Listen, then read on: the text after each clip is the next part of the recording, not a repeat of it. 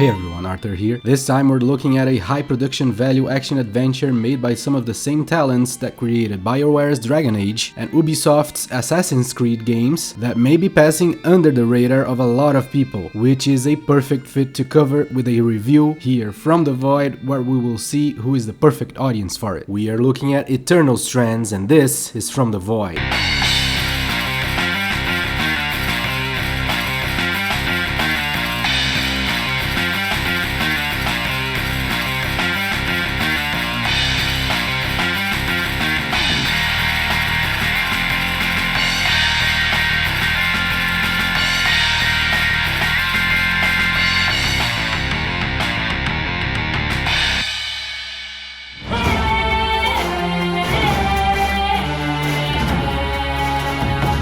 To the channel, I have a different proposition for reviews, as I don't believe a single score can make any game justice because people are different with varied preferences. So I now review games on a score range, detailing what kind of gamer would be on either side of the spectrum. I also divide the analysis in 4 categories, moving around them in any order and back and forth as needed. The categories are color-coded for your convenience: graphics in blue worth 2 points, music and sound in orange for another 2, gameplay and challenge in green worth 4 points, and the spirit in purple for the final 2 points, where we analyze the more subjective features that make a game unique, such as atmosphere, story, setting, level design, interface, originality, and more. For Eternal Strands, the initial striking aspect is the graphics, which are undoubtedly excellent. I reviewed this on a PlayStation 5 and the whole experience was smooth in terms of performance, which kept the action front and center and helped with the immersion factor a lot, because this is both a stunningly gorgeous game, especially when it comes to the locations that are widely varied,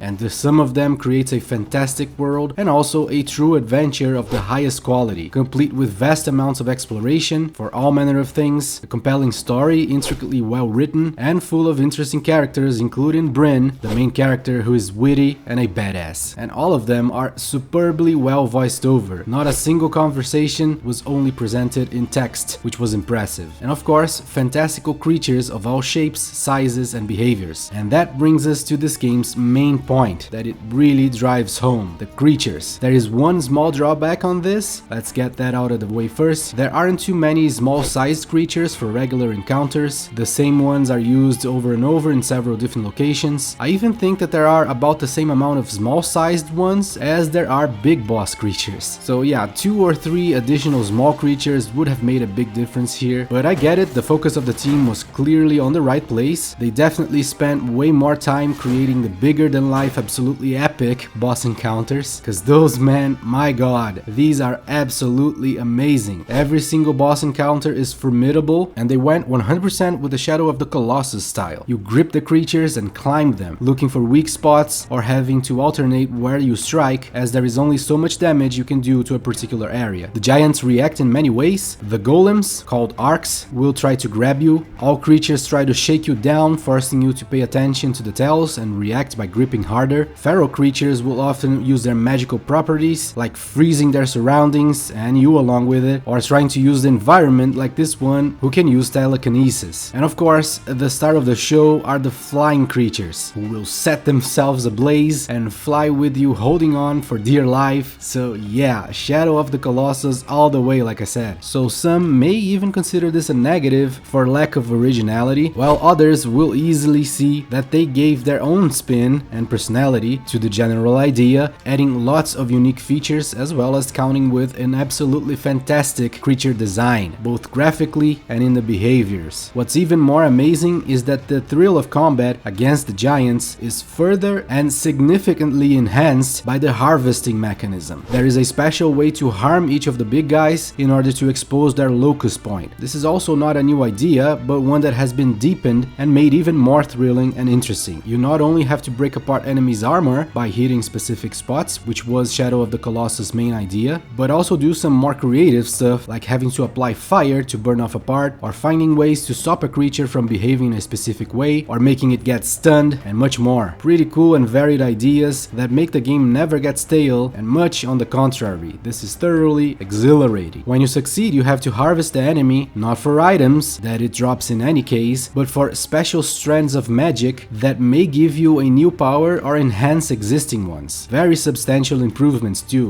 like the telekinesis power will evolve to be able to grab much heavier things, multiple of them at once, from much farther away, and even by ripping them from the ground. Freaking awesome. The powers are really cool and they kept it simple. There are 3 kinds: telekinesis, ice, and fire, and that's it. So not a lot of elemental affinity aspects to keep in mind. Some will like the simplicity, while others will wish for more varied powers. So we have a small gap maker here, and another major aspect to the gameplay is the Breath of the Wild style climbing, which is completely seamless. She can simply grab onto any and all surfaces, and she will spend her stamina doing so. Different from Breath of the Wild though, you have a lot of climbing stamina from the get-go, which is also used in the bosses, so it's great that they gave us a good amount. This is not an aspect that requires upgrading, but a few places you may want to explore will test your path making decisions to survive the climb, which is cool. The one major thing this aspect lacks on, that I believe many will wish it had, while others will not mind or even prefer, is a gliding mechanism kind of deal. So this is a gap maker, I believe, but a significant one, because to many gamers, climbing up a magnificent stone wall or even a huge tree begs for a way to drop down faster. One thing it does is to provide some ways to climb faster, which are neat. This game is divided into several sandbox areas, and they are massive, believe me, which can be overwhelming for some to explore, and this also ties to the lack of the gliding mechanism, but for exploration fans, this is a treat for sure. Like I said, all enemies including bosses drop items, but they took it one step further by making a lot of the environment breakable. This is great as it's used for getting items, finding secrets like breaking doors, blockades, or even stones open to review whole new areas, which are very cool. And this also ties to the elements that you can use to make an enemy drop or catch on fire and so on. It's fantastic. The havoc you can cause is the coolest thing. The items you get will be used for crafting items, which is another major highlight. You don't level up in this game, so improving defense and offense is instead relayed to your gear. As you progress, you gain access to better materials and can use them to forge better weapons. The idea is that you can use the same schematic but create a very different item that way. Some of the materials will even determine the colors of your gear, which is another great touch. Excess materials can be stored for potential side quests or consumed to improve the many different stations in the camp, and doing so brings some very welcome perks like upgrading already forged items, upgrading your magic, enlarging the size of your bag, and even gaining access to new or more potions like elemental resistance, which is paramount to surviving. Side quests are plenty and multi-layered. It may even be too much for some, requiring a lot of revisiting of older areas and talking to multiple NPCs. There are also a lot of options to make in the conversations, changing the way the NPCs react,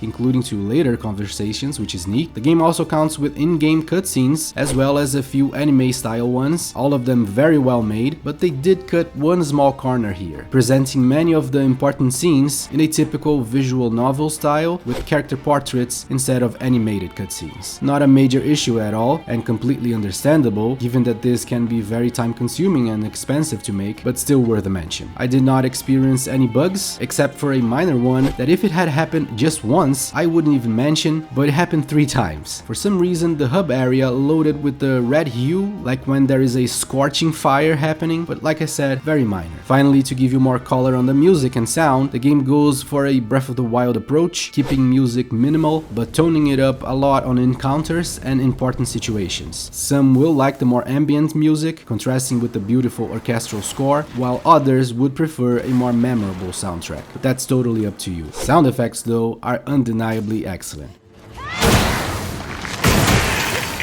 So in conclusion, I found Eternal Strands excellent. A vast sprawling adventure that never got me bored, taking place in a creative world with all kinds of mesmerizing locations and creatures, and also full of different ideas that create a deep game. Graphics are excellent, with several different styles of presentation, awesome art design throughout. The only minor issue was a recurring graphical bug in the main hub, and some people may not like the character portrait style. Then on music and sound, the choice for an ambient soundtrack that only flourishes in fights and important moments will have fans and detractors, while sound effects are excellent and the voiceover is truly exceptional. Some may even find this perfect in terms of audio. Gameplay is always where most watershed aspects are found, but even here it's hard to find much at fault with Eternal Strands. This is a wonderful adventure in every possible way, exploration, combat, everything. Only minor things are problematic, like a lacking variety of both spells and regular small enemies, while boss fights are a true spectacle and the many mechanisms in place like harvesting, crafting, upgrading, and breakable environments will be deeply enjoyed by many gamers, including hardcore action adventure fans. And finally, Eternal Strands also counts with a lot of spirit, with cool characters, an interesting story, very well written interactions, and a deeply immersive world. Some may take issue with the side quests that can be very long and the many similarities with other games, mainly Shadow of the Colossus. But even then, it's hard to deny this is a very well done game. The final score range sits between a 8.7 and a 9.7. Check on screen to see what kind of gamers should like this more or less, to see where you should land. This hits pretty much all my sweet spots, so I place myself really up there. Eternal Strands is brilliant, kudos to the team, I was thrilled to review this. This has been From the Void, thank you so much for your audience, and I'll see you soon.